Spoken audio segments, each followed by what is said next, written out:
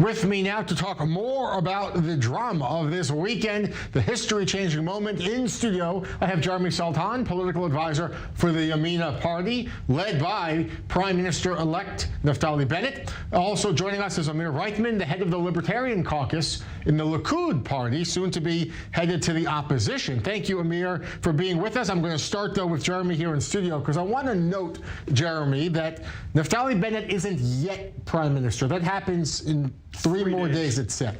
That comes, though, 11 full days after Naftali Bennett and Yair Lapid notified the president that they had the government, they had a majority coalition, the Knesset Speaker knew about it, 11 days. Why didn't Naftali Bennett push for this to happen sooner? Why was there not a public outcry from him that this is it's against democratic tradition and values to wait 11 days to swear in a new government? No, we would have liked to have done it sooner rather than later. We have Yariv Levin, who is, of course, the outgoing speaker. It was very important to Yariv Levin not to be ousted before the vote, so we had to coordinate with him. As long as he's a Knesset speaker, and he is until Sunday when we have the vote both for speaker and for the new government, we had to do coordination with him. He wanted us to wait even longer. You know, Sunday, from his perspective, was a compromise. So instead of just going ahead and making this be a long, dragged-out process of going through the removal of the speaker and then, you know, trying to bring it up a few days, we decided to work within coordination with the current government, with the current speaker, so that this could be done with a transition that's as smooth as possible. But again, I would have liked to have done it sooner for sure. Jeremy, 8 parties in this government coalition and a razor-thin 61-seat majority. Naftali Bennett, the Yamina Party, is one of these smallest parties in the Knesset. How effective, how strong of a leader do you believe Naftali Bennett can be with this kind of coalition? I think he's going to do a great job, just as the last time we had 61. People perhaps forget, but Benjamin Netanyahu, the last time he formed a normal government in 2015, he also had a razor-thin majority of 61 seats. I'm a firm believer... Yeah, but not with 8 parties and not with parties in that coalition who are opposed to Zionism itself. He had 6 parties instead of 8, and they all agreed Israel is a Jewish state. Listen, we're well aware of the diversity within this coalition. My point is that at that time we started with 61 in that coalition, and then it grew within time when Lieberman decided to then join us a year later. I'm a firm believer that we're starting with 61, but we will end up growing as this term goes along. Look, Netanyahu's going to start out as the opposition leader. Is he going to remain as opposition leader? Is he going to remain the leader of the Likud?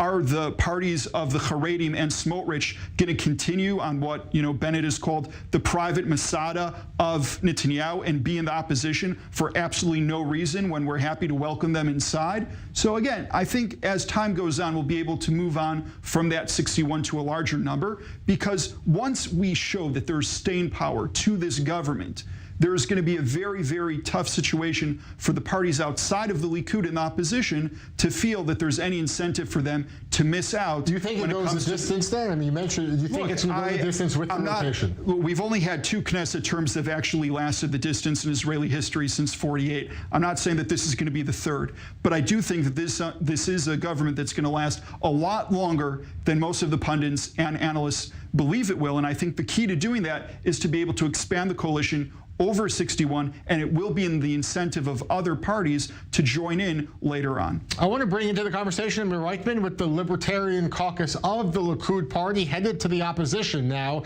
this weekend. Amir, your thoughts perhaps on Netanyahu's leadership, and do you believe that Benjamin Netanyahu should still be the leader of the Likud Party? Well, the reality is that, barring a miracle, a last-minute miracle, we will be going to the opposition next Sunday. And I personally think that, after many years, it probably is the time for Netanyahu to go home and to end his political career. We have to admit, unfortunately, but we have to admit that because, he has made too many personal enemies, the right wing, although we have a large majority in the Knesset, the right wing is not able to transform this parliamentary majority into a right-wing government. Amir, you mentioned, I want to ask, Netanyahu there was a leadership contest in Likud not even 1.5 years ago. He easily won that. I mean, the members of Likud are clearly showing not that long ago that they stand strongly behind Netanyahu. He won 30 seats in this most recent, the fourth election. Why do you think he should go home? I tell you what, Netanyahu is by far the most popular Israeli politician, but it's not enough. The reality is you need to have a government, you need to have a majority in parliament. And unfortunately, we now have failed to create a majority 4 times. I mean, last year we did manage, but it was under very, very difficult circumstances. So I personally have supported Netanyahu for many, many years. I think he's by far the most competent and leader that Israel has, heads and shoulders about anybody else. Certainly heads and shoulders about the political pirates that are Lapid and Bennett.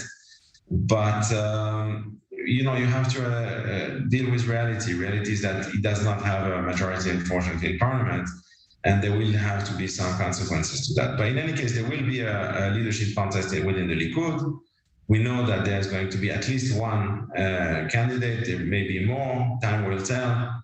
I don't know if Netanyahu will win or not. He still is very, very popular within the Likud. So if he wins, we will all stand up behind him and carry on fighting. But we can't deny there is a problem, which is the reason why we're going to the opposition. Having said that, I would like to say that what Bennett especially is doing is horrendous. I think it really is political fraud, it's political lunacy. We have, for the first time in the history of Israel, and probably in the history of Western democracy, we have somebody who essentially is stealing the job of prime minister, not because, he's not even talking about the fact that he essentially reneged on all his political promises before the elections. But the fact is he has only 6 mandates. That is 5% of the parliament, which 6 mandates supporting him. Never, ever has anybody come to power in a democratic country with so little public support. And even that little support, most of it has already left because, most of the Yamina supporters are not behind him. We'll leave this point here, and we'll continue this conversation after a short break. This idea, perhaps, of broken promises and illegitimate government that we're going to